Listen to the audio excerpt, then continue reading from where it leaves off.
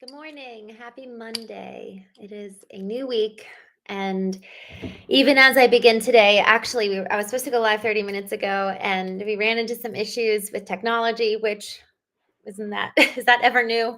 So I deviated today and have just a completely different lineup for our discussion. But I actually feel excited about this because the knowing process is something that we so often only talk about with our clients or in the process of pitching a proposal when somebody comes to us knowing that they need help. But I'm excited to, or I've also talked about it only on stage. So I'm excited to dive a little bit deeper into the knowing process with you all because this knowing process is something that every single company should do for themselves if they want to get to the next level and experience growth. And not even just growth on a monetary side of things, but growth in an internal capacity as well. Because when we think about growth as business owners, leaders, and executives, so often there is a sole focus on the monetary side of things. Y'all, I was fractional CMO for a foundation and water repair company that was acquired during my time of serving as fractional CMO. And the shift from kind of holistically looking at the company, all of the KPIs that go into what constitutes success, including the health of the internal organization, the health of the leaders themselves, both mentally, emotionally, and then also their performance. Everything shifted from kind of a holistic approach to just the numbers. And we were solely focused on how is performance measured by metric, and rather than looking at how is performance at the whole holistic view of the organization taken into account, and pretty much everything about the culture and about the interpersonal interactions between the companies fell flat. And so in this process of kind of watching this happen, private equity coming in, buying the business, and now the only focus and only qualifiers for success is the monetary numbers.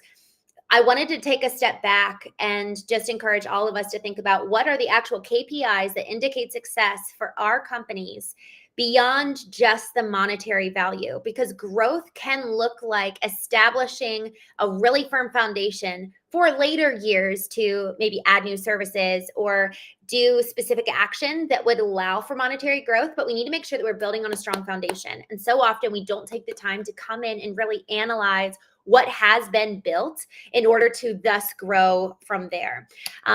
Melina, I'm so happy you're here, Melina, on Facebook. I know that you were singing during Carnegie or at Carnegie Hall. So really excited for you. And just a quick shout out to you. Let's dive in. We're going to talk about the knowing process today. For those of you who just joined, we are talking about 3 steps that constitute the knowing process: knowing your brand, knowing your customer, and knowing your data. And again, the reason for this, for those of you who are just joining, is so that we're building a full-fledged business that takes into account all KPIs that are critical for success, for growth, beyond just the monetary metrics of success. Okay, so I want us to kind of first talk about what constitutes a strong brand in general, because that's kind of the first pillar of this knowing process, knowing your brand. Y'all, and I actually got the part of this definition from a company I used to work for before starting my own business. And the way that they defined a strong brand, which I really, really love, the first part is the ability to set an expectation, an emotional expectation for the audience that then the strong brand delivers and surpasses with delight. And so this first question and first part of what constitutes a strong brand is, what is the expectation you are setting for your audience about the experience they're going to have with you? And it needs to be an emotional expectation, because every single relationship, every single engagement, when I go into a coffee shop, I have an emotional expectation about the experience I'm about to have. I'm expecting that I'm going to love my coffee. I'm expecting that I'm probably going to get the energy that I need from the caffeine. I'm expecting that I will leave happier. And every single person, before they come to your business and then after they interact with your business, should go through an emotional transformation that allows for them to be able to say, wow, I was feeling X, I worked with this company, and now I'm feeling Y. We should know our brand inside and out to the point, and our customer, right? We need to know the emotional experience that we're going to be taking our customer through. What is the emotional transformation? They're moving from X to Y. What are those emotions? So, what then we do is on our website, on our social media, in our salesmen's pitches, in our business developer and business managers messaging and the words that they say when they're networking, to every single one of those touch points with the customer experience, sell and offer the same emotional transformation that the customer is going to incur when interacting with your brand. So that's number one when it comes to the knowing process pillar. The first pillar is knowing your brand. And with that, it's what is the emotional transformation that your brand is promising to deliver on with your customer, for your customer. And then the second thing, in addition, for those of you who just joined, we're talking about the knowing process. We're talking about the 3 pillars that are necessary to ensure that businesses stay on track as they are seeking growth. And it's not just monetary growth, but growth from the inside out. And so what we're talking about is the first pillar is the knowing your brand. And what we have to do is know the emotional transformation. And then the second part of after, know the emotional transformation that we're giving our customers. Number 2, analyze, is that consistent for your business developers, for your salesmen, for the marketing messaging on the website, for the people answering the phones, for the emails that are sent, the text messages that are sent. Y'all, does every single touch point of the customer experience, whether in person or online, does it match the messaging of the emotional transformation your brand is going to deliver to the end customer? We have to know that the customer is moving from X to Y, and every single touch point of the customer journey needs to affirm that. Okay, the next part about knowing our brand. So I really want to emphasize here when it comes to the emotional component. So a Harvard professor found that 95% of our purchase making decisions take place in our subconscious, which is where our emotions live. So the example that I gave earlier for those of you who are just joining is that when I walk into a coffee shop, I have an expectation about the experience I'm about to have, and it's deeply emotional.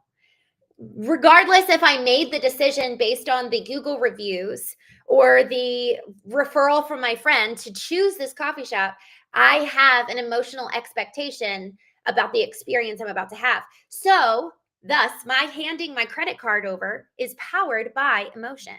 At the end of the day, even though, yes, I did go through the logical steps of checking the Google reviews, seeing how far this coffee shop is from my house, checking to see what other people have to say. If I got a referral from a friend, I might ask a couple questions, or I might just take their word for it because I am so motivated. The proverbial I, representing most customers, are moved by the recommendations from other people as well as the reviews. Talking about no longer just a physical shop that I might go do business with, a brick and mortar. Let's take a home service business. If I am, and I actually had this happen to me last summer, my AC was broken. So I was looking for an HVAC company. And so what I did first was I heard the recommendation from a friend and I called that company. No answer, no response, nothing. And then next I moved on to the top rated company on Google, called them, no response, no answer. And then I called the second top rated company. And this was about 4.8 stars. Next was 4.7 stars. Y'all, I could not get in touch with a single home service HVAC business. I was calling, I think it was around noon, 1 o'clock. So very much so during working business hours. I did not get in touch with a single company for 8 different calls. And at this point, I don't care about the Google reviews. I actually don't really care if anyone I know personally recommends the company. I just want to get a hold of someone. I am so hot. I need my AC. And so for those of you who are joining, we're talking about what constitutes a strong brand. And so what we're talking about in this moment right now is how emotionally motivated a customer is and how emotion actually drives our subconscious mind in the way in which we make a purchase decision. So my emotion when I first start out is actually very much so guided by this logical buy box of who recommends the company, what are the reviews, let me check out their website, do they have the right services, etc. But then as I progress through and call all these different HVAC companies and cannot get through to a single one, now my emotion shifts to kind of like, oh, I want to work with the best, to I need somebody. And now I'm a little bit more desperate. So now my emotion is shifting my buy box. We think about the logical buy box that we start with, and then how that logical buy box deviates based on the emotion of the actual individual calling. And what was so interesting is that we ended up finding, we as in I and the other people with me when we were making this phone call, what we found was that it wasn't actually anyone answering the phone when it came to this HVAC company, but it was actually an automated text message that's kind of satiated my angst of like, I need to find someone. I feel so desperate. So it was the automated text message that allowed for me to actually stop calling through companies. I finally got a response. So for home service businesses, you can differentiate yourself exponentially by just having an automated text to be sent if someone is not there to physically pick up the phone.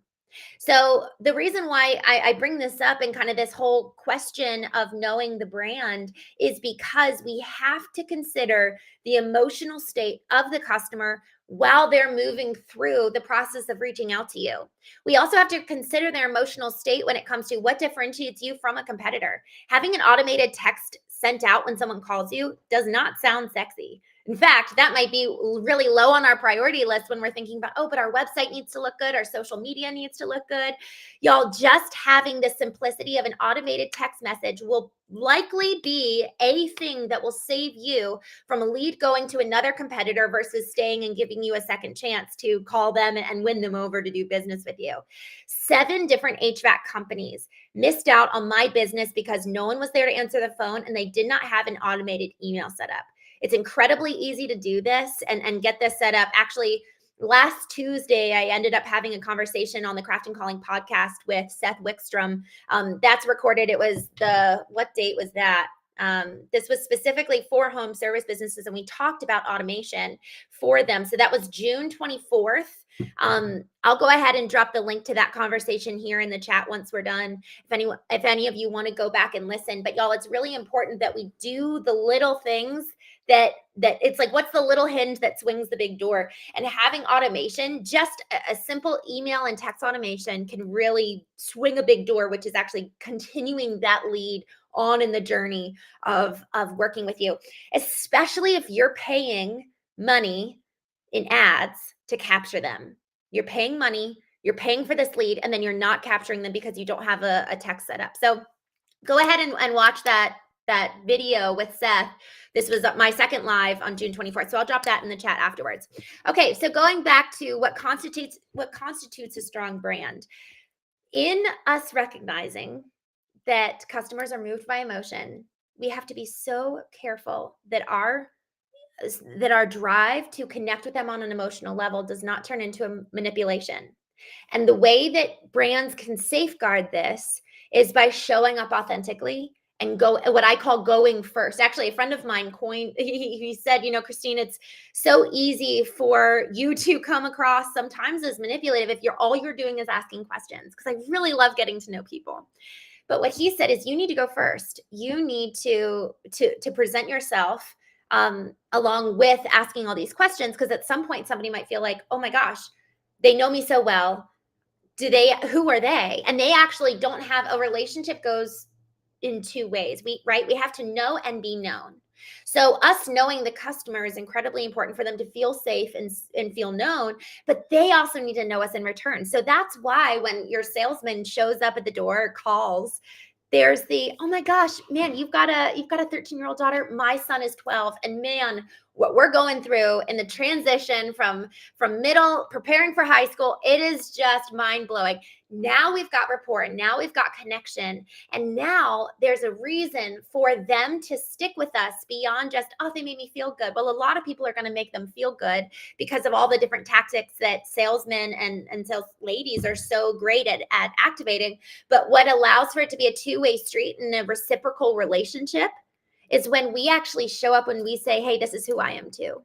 And now there's a mutual trust built on an exchange of empathy and authenticity, rather than empathy turning into emotional manipulation. So we need to make sure that we know who we are in order to thus allow ourselves to be known by our customer. And a couple ways that we can allow ourselves to be known throughout this whole process of building and cultivating a strong brand. What are your values? And y'all, we talk about values, and bear with me here. I'm not talking about we value integrity, we value honesty. I'm talking about what is the word or phrase or concept, and then what's the originating story? What's the why behind that? Because the why behind the value is what people are going to emotionally connect with. So my dad, actually, I moved. So my family has a 100-year-old painting business. My great grandfather started it in 1922. And this business has been around for so long because the values of my dad, his father, and his father have been so integral to the business that it has legs to stand on and stories that represent the why. So my dad, for example, we were moving through our company. A lot of traditional businesses and trades businesses do not have a solid online presence. And so the Knowing Agency was building out the digital presence for this painting business that, has been around for 100 years and has no visual representation for it. And it was all just word of mouth. And so we were building out the business, and I sat with my dad and we worked through what his values were. And what we had was a why and a story for every single value. Let me give you an example. And this is an example of a value of mine. So I taught this in Digital Marketer a couple years ago, but I want to bring it here because this is so incredibly helpful. And actually, I had somebody reach out to me a couple months ago, and he said that incorporating this skill into the manner in which he sells and shows up online has actually allowed him to convert a ton of clients predicated in trust, predicated in relationship, rather than just tactics and case studies. So we need the case studies, we need the tactics and the results that drive trust, but we also need the relationship to drive trust. But we have to know who we are in order to thus be able to be known by our customers. And so this is an example of a value of mine that has a deep-seated why and story associated with it. So a value of mine is emotional intelligence. I had no idea what emotional intelligence was. It was never a thing growing up. It was never within my periphery. I had no idea. Actually, I shamed my emotions. So emotions weren't just something neutral, but they were actually shamed. And so for those of you who just joined, I'm talking about knowing and building a strong brand as the first part of this knowing process. And the example that I'm about to give is how every single one of our values as a brand, as a business, needs to have a why and a story associated with it to really have legs. And so this is the example that I'm giving. So emotional intelligence, that's my value. That's interesting. Not a lot of people might have that value, but the why associated with that is that my life fell apart as a result of not having emotional intelligence.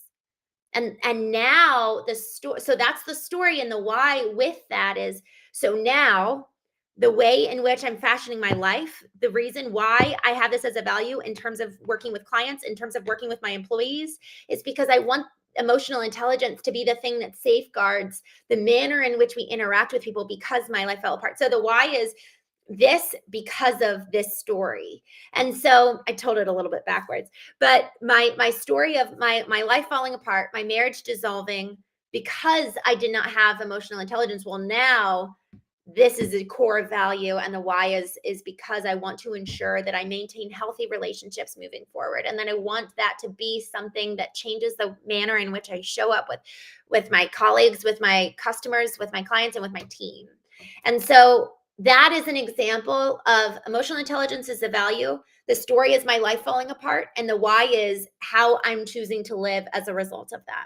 So you'll take every single value. If you're working on your brand or you have your brand, it's a worthy exercise to go back retroactively and examine every single value and the why and the story behind it.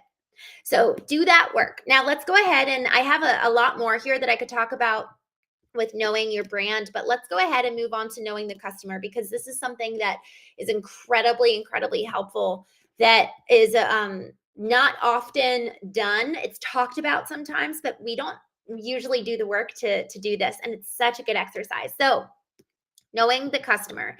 One of the things that we will do, so the knowing process is something that we typically execute for clients when we first onboard them to really understand who they are and their drivers and what differentiates them.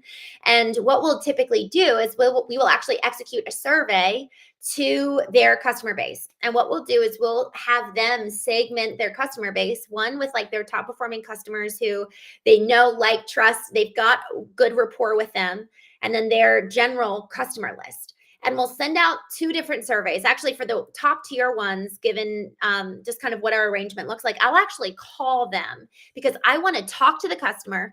I want to understand the manner in which they engage with the company, what first moved them and motivated them. And y'all, there's something about talking to people in real time and being able to hear the inflection in their voice and dig deeper and pry a little bit more and ask those why follow-up questions that just go deeper and deeper and deeper, because every person has a story.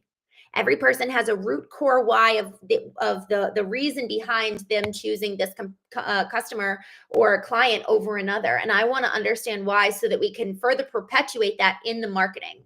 So going to the customer surveys that are sent out.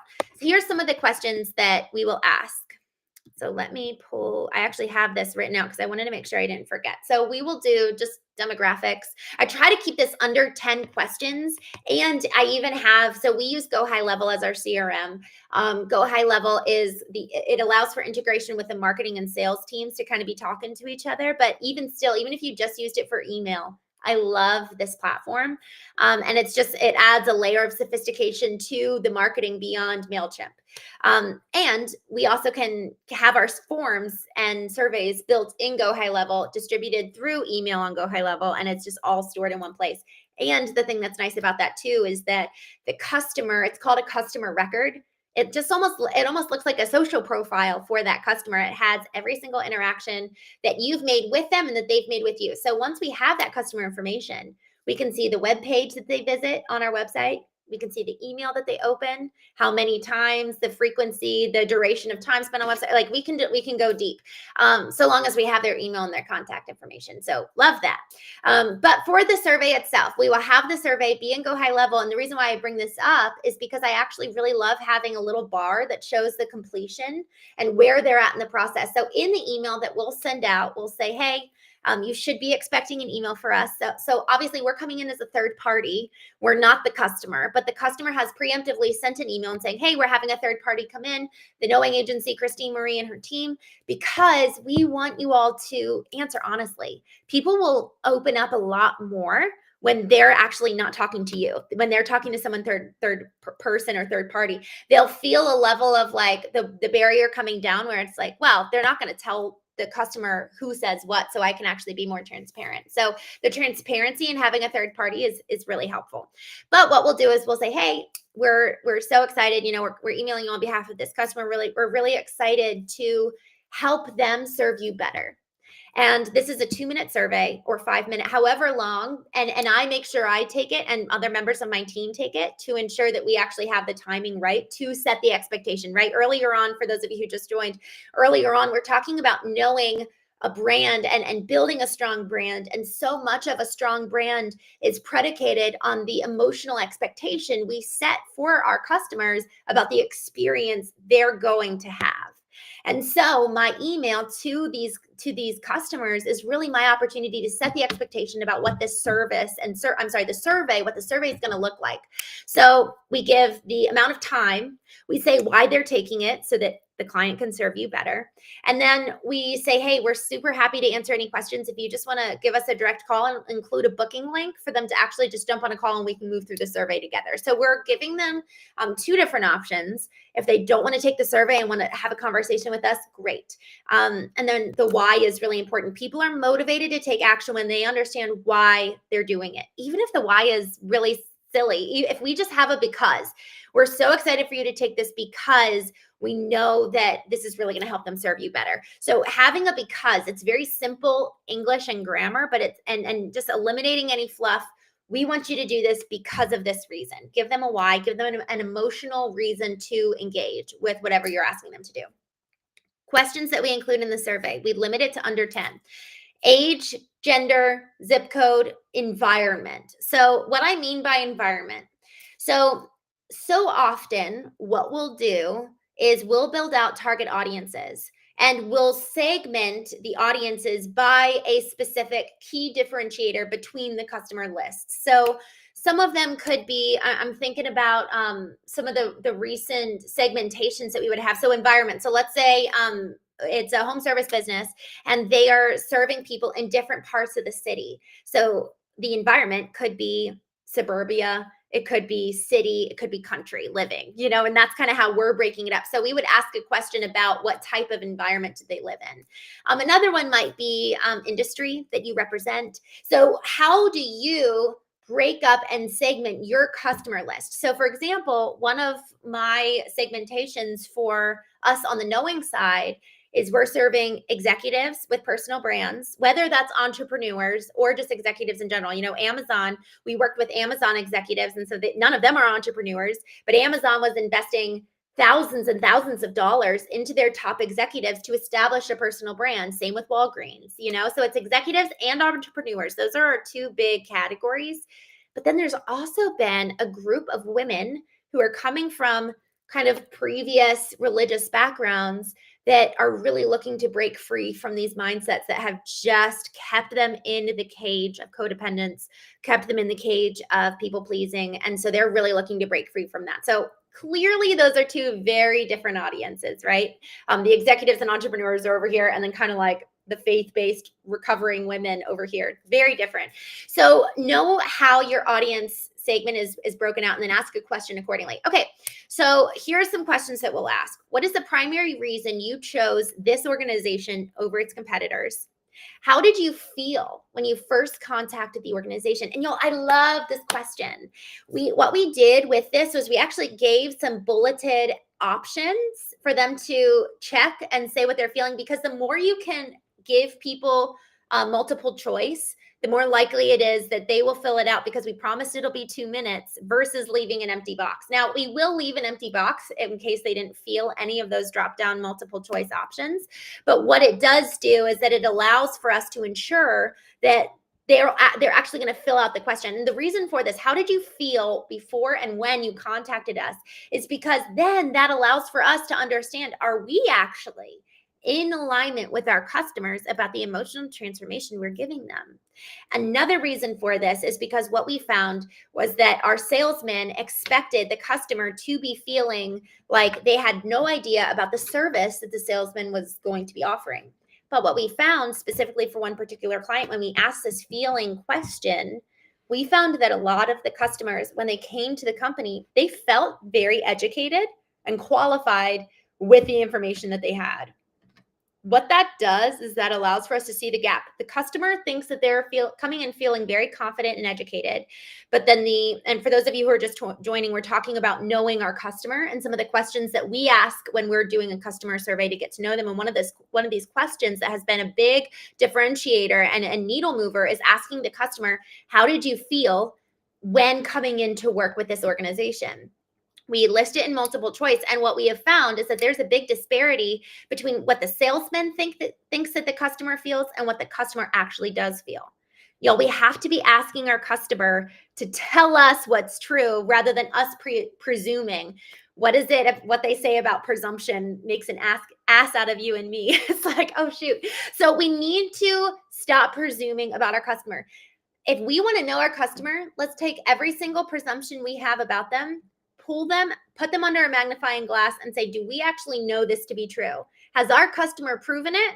Have we been told this, or is this just presumption? And then for everything that proves to be presumption, go ahead and send out a survey. Go ahead and pick up the phone and call your customer.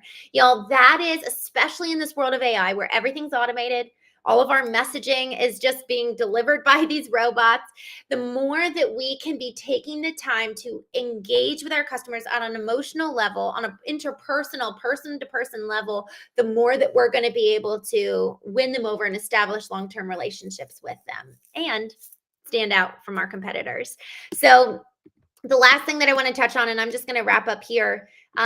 Actually, I feel like I don't have time to talk about knowing the data. So I'm going to hold off on that. Y'all, Let me know if this is something that you'd like to talk about later on. I'm thinking about maybe doing a workshop where we actually talk deeper about knowing the brand, knowing the customer, knowing the data, and just really moving through some of the things that we've been putting into practice that has worked really well for our customers.